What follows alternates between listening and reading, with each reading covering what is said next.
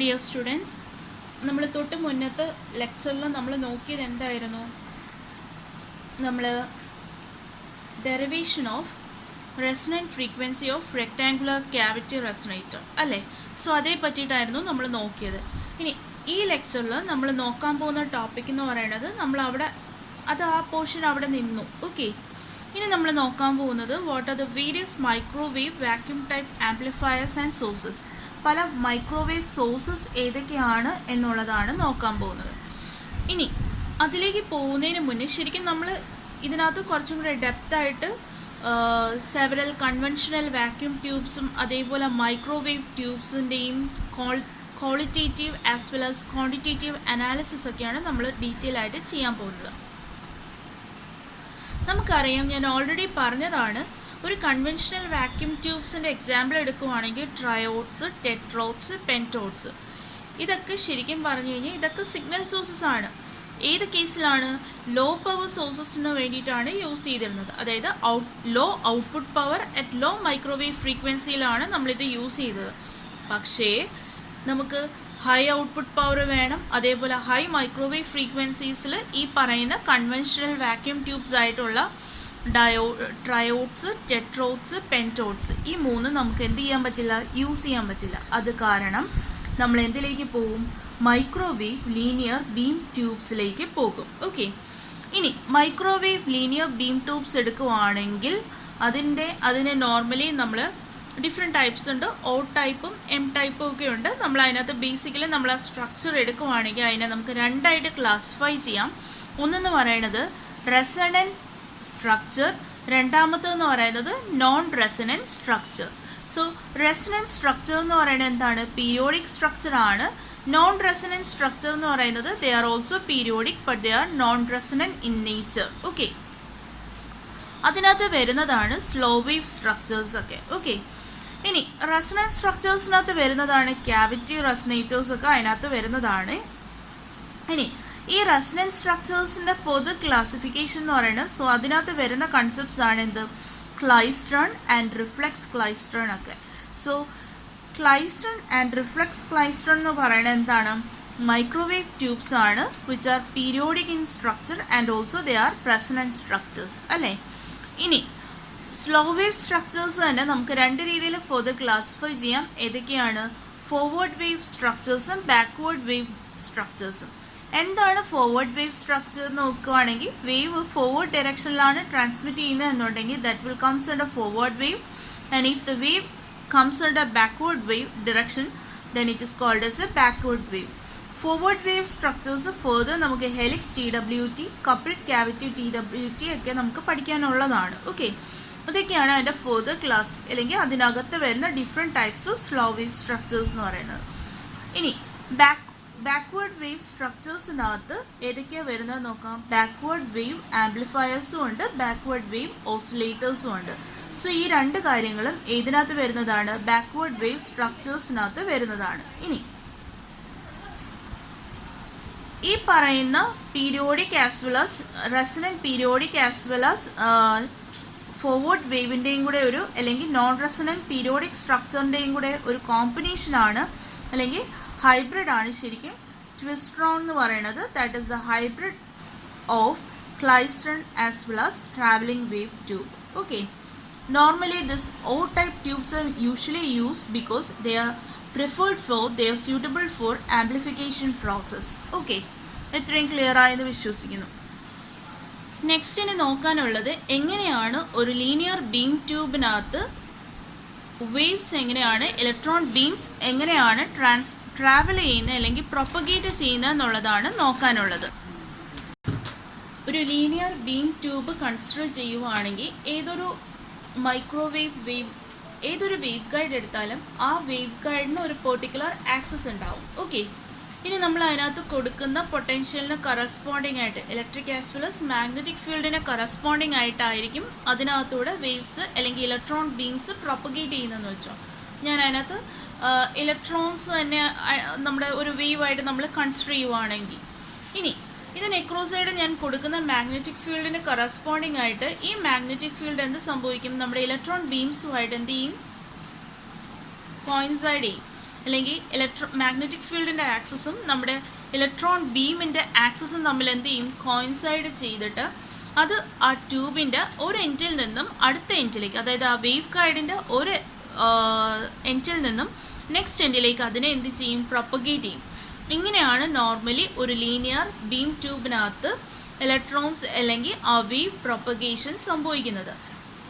ഇനി ഈ ഒരു ലീനിയർ ഓ ടൈപ്പ് ട്യൂബ്സ്, അതായത് ഞാൻ ഈ പറഞ്ഞ മൈക്രോവേവ് ട്യൂബ്സ് കൺസിഡർ ചെയ്യുവാണെങ്കിൽ ഇലക്ട്രോൺസിന് പൊട്ടൻഷ്യൽ എനർജി വോൾട്ടേജിൽ നിന്നും കിട്ടും. ഓക്കെ, അത് മൈക്രോവേവ് ഇൻറ്ററാക്ഷൻ നടക്കുന്നതിന് മുന്നേ അതിനെന്ത് കിട്ടും, പൊട്ടൻഷ്യൽ എനർജി കിട്ടും. ഈ പൊട്ടൻഷ്യൽ എനർജീനെ അത് ട്രാവൽ ചെയ്യുമ്പം ഏത് എനർജിയായിട്ട് കൺവേർട്ട് ചെയ്യും, കൈനറ്റിക് എനർജി ആയിട്ട് കൺവേർട്ട് ചെയ്യും. ഓക്കെ, കൺവേർട്ട് ചെയ്യുക ചെയ്യുന്നത്.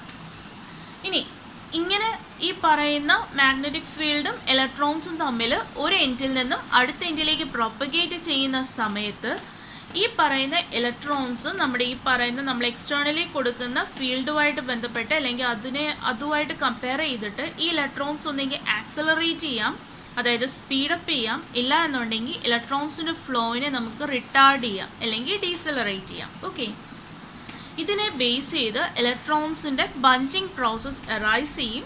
ഇതേപ്പറ്റി നമ്മൾ ഡീറ്റെയിൽ ആയിട്ട് നോക്കും. അതെല്ലാം നമ്മൾ ക്ലൈസ്റ്ററിനകത്ത് അല്ലെങ്കിൽ ഇനി വരുന്ന മൈക്രോവേവ് സോഴ്സസിനകത്ത് നമ്മൾ ഡീറ്റെയിൽ ആയിട്ട് ഇതേപ്പറ്റി നോക്കും. ഓക്കെ, സോ ഈ രീതിയിലാണ് അതിനകത്ത് ആംപ്ലിഫിക്കേഷൻ പ്രോസസ്സ് ഒക്കർ ചെയ്യുന്നത്. ജസ്റ്റ് അറിഞ്ഞിരിക്കാൻ വേണ്ടി പറഞ്ഞതാണ്.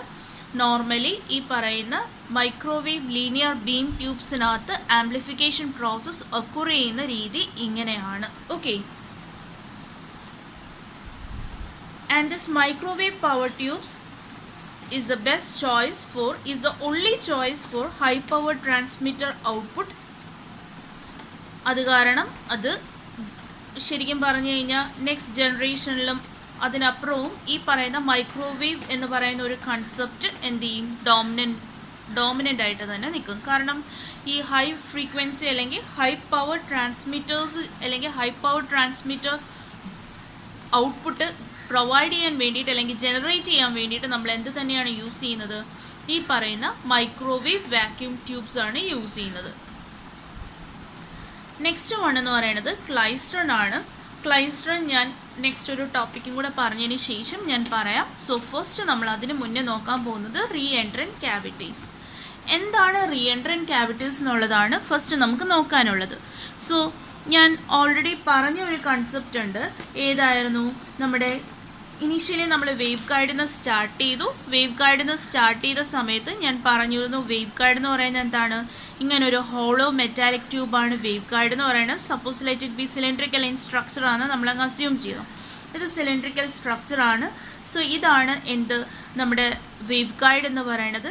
ഇനി ഈ വേവ് ഗൈഡിൽ നിന്ന് നെക്സ്റ്റ് ഞാൻ പോയത് ഏതായിരുന്നു, ക്യാവിറ്റി റെസനേറ്റേഴ്സ് ആയിരുന്നു. ഓർമ്മയില്ലേ, ക്യാവിറ്റി റെസനേറ്റേഴ്സ് എന്താണ്, ഇതേ സാധനം തന്നെയാണ് ക്യാവിറ്റി റെസനേറ്റേഴ്സ്, ഒറ്റ ഒരു വ്യത്യാസം മാത്രമേ ഉള്ളൂ. എന്ത് ചെയ്തു, നമ്മൾ ഈ പറയുന്നത് ഇതിൻ്റെ ഈ എൻസ് നമ്മൾ എന്ത് ചെയ്തു, ക്ലോസ് ചെയ്ത് വെച്ചു. ഓക്കെ, സോ ഇതാണ് എന്ത്, ക്യാവിറ്റി റെസനേറ്റേഴ്സ് എന്ന് പറയുന്നത്. ഓക്കെ, ഇനി ഈ ക്യാവിറ്റി റെസനേറ്റേഴ്സ് എന്താണെന്നുള്ളത് നമ്മൾ പറഞ്ഞു. വേവ് ഗൈഡ് തന്നെ അതിൻ്റെ ബോത്ത് എൻസ് അല്ലെങ്കിൽ അതിൻ്റെ രണ്ട് എൻസ് നമ്മൾ എന്ത് ചെയ്ത് വെച്ചേക്കുവാണ്, ക്ലോസ് ചെയ്ത് വെച്ചേക്കുവാണ്. അതിനെയാണ് ക്യാവിറ്റി റെസനേറ്റർ എന്ന് പറയുന്നത്.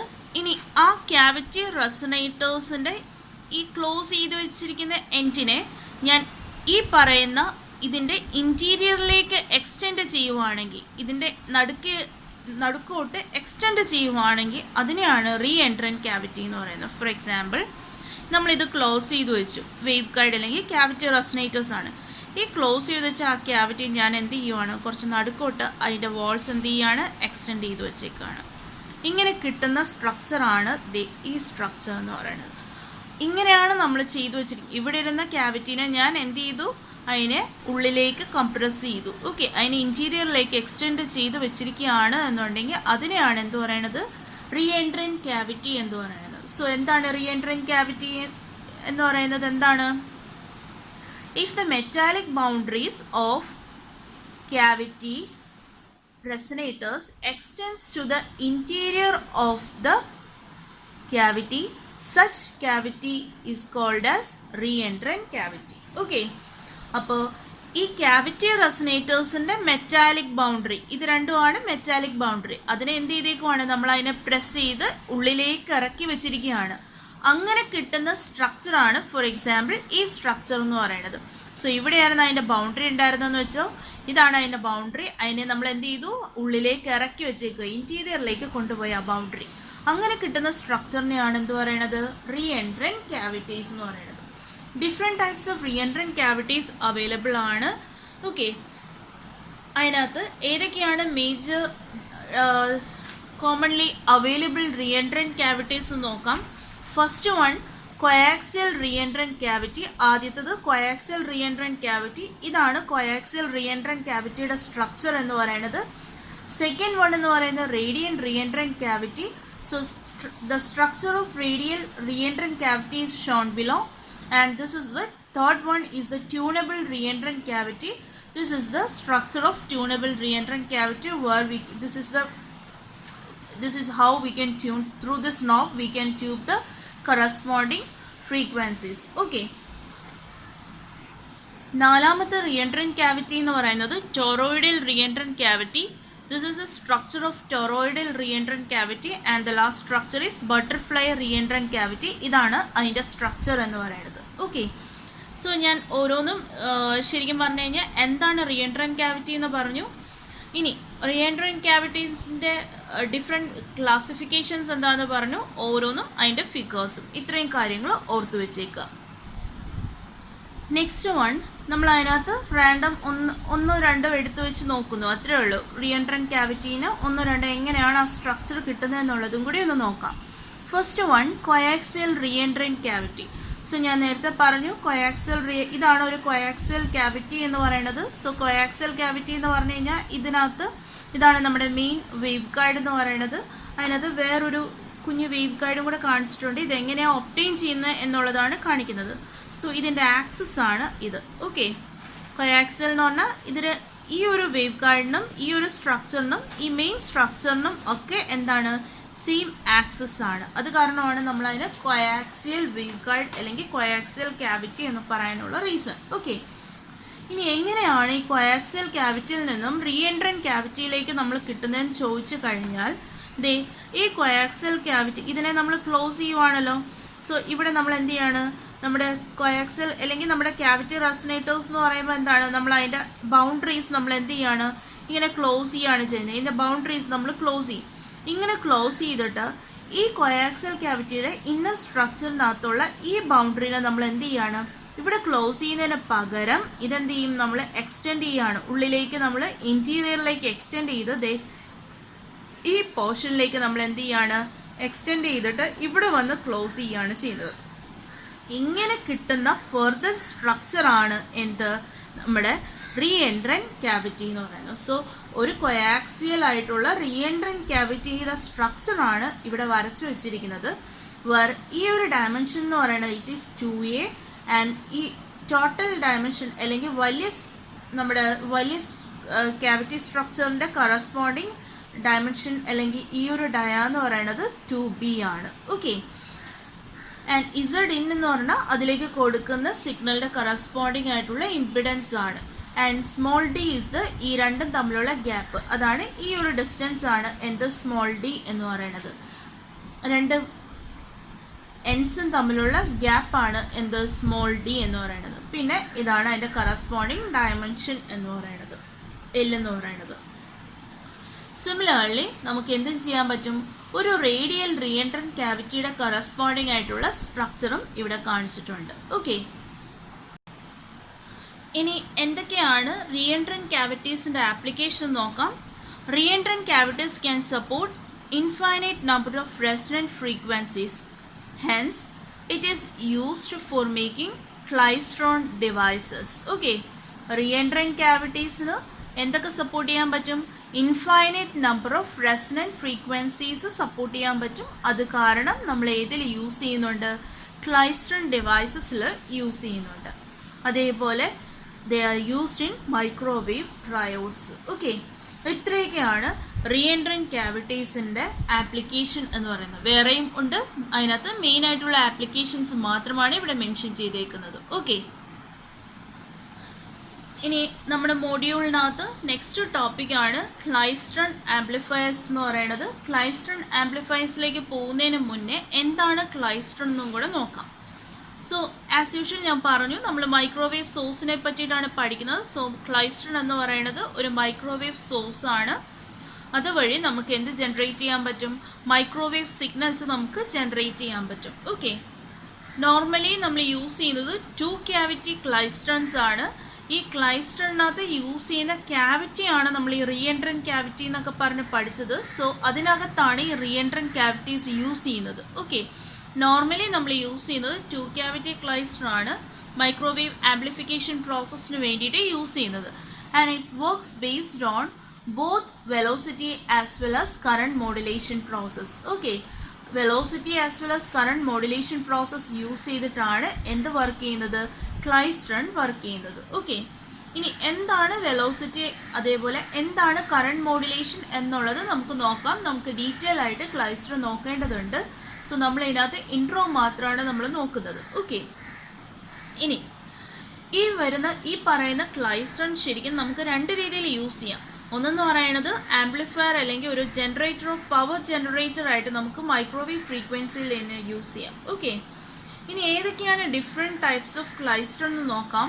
ഒന്നെന്ന് പറയുന്നത് 2 cavity klystron amplifier, second one എന്ന് പറയുന്നത് 2 cavity klystron oscillator, third one multi cavity klystron and fourth one reflex klystron.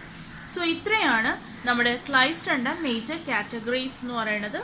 ഇതിനകത്ത് നമുക്ക് ഫസ്റ്റ് മോഡ്യൂളിനകത്ത് നോക്കാനുള്ളത് ക്ലൈസ്ട്രോൺ ആംപ്ലിഫയേഴ്സ് ആണ്. ഫസ്റ്റ് മോഡ്യൂളിനകത്ത് നമുക്ക് നോക്കാനുള്ളത്. സെക്കൻഡ് മോഡ്യൂളിൽ വന്നിട്ടാണ് റിഫ്ലെക്സ് ക്ലൈസ്ട്രോൺ നമുക്ക് നോക്കാനുള്ളത്. സോ 2 കാര്യങ്ങളാണ് ഇതിനകത്ത് നമ്മൾ നോക്കുന്നത്. ആസ് പെർ സിലബസ് നമുക്ക് 2 ക്യാവിറ്റി ക്ലൈസ്ട്രോൺ ആംപ്ലിഫയേഴ്സ് നമുക്ക് പഠിക്കാനുണ്ട്. ഓക്കെ, ഇത് നമ്മൾ ഫസ്റ്റ് മോഡ്യൂളിൽ ഇനി വരുന്ന ലെക്ചേഴ്സിൽ നമ്മൾ ഡീറ്റെയിൽ ആയിട്ട് നോക്കും. ഓക്കെ, പിന്നെ നമുക്ക് നോക്കാനുള്ള പോർഷൻ ഏതാണ്? സെക്കൻഡ് മോഡ്യൂളിനകത്ത് നമുക്ക് ഫസ്റ്റ് പോർഷൻ എന്ന് പറയുന്നത് റിഫ്ലെക്സ് ക്ലൈസ്ട്രോൺ ആണ്. സോ ഈ ക്ലൈസ്ട്രോണിൻ്റെ 4 കാറ്റഗറിയിൽ നമ്മൾ ഏതൊക്കെയാണ് നോക്കുന്നത്? 2 ക്യാവിറ്റി ക്ലൈസ്ട്രോൺ ആംപ്ലിഫയേഴ്സും നാലാമത്തെ റിഫ്ലെക്സ് ക്ലൈസ്ട്രോണുമാണ് നമ്മൾ ഇൻ ഡെപ്തിൽ അതിൻ്റെ ഈ ഡെറിവേഷൻസ് ഉൾപ്പെടെ നമ്മൾ നോക്കുന്നത്. ഓക്കെ, ഇത്രയും കാര്യങ്ങൾ ക്ലിയർ ആയെന്ന് വിശ്വസിക്കുന്നു. നോക്കുക, എന്നിട്ട് എന്തെങ്കിലും ഡൗട്ടോ കാര്യങ്ങളോ ഉണ്ട് എന്നുണ്ടെങ്കിൽ ചോദിക്കുക. ഓക്കെ, ഞാൻ ഈ പഠിപ്പിക്കുന്ന കാര്യങ്ങൾ ലെക്ചറിന് പാരലായിട്ട് തന്നെ നിങ്ങളുടെ ക്ലാസ് നോട്ട് എഴുതി പോവുക. ഇല്ല എന്നുണ്ടെങ്കിൽ അത് മാനേജ് ചെയ്യാൻ ബുദ്ധിമുട്ടായിരിക്കും. Thank you, students.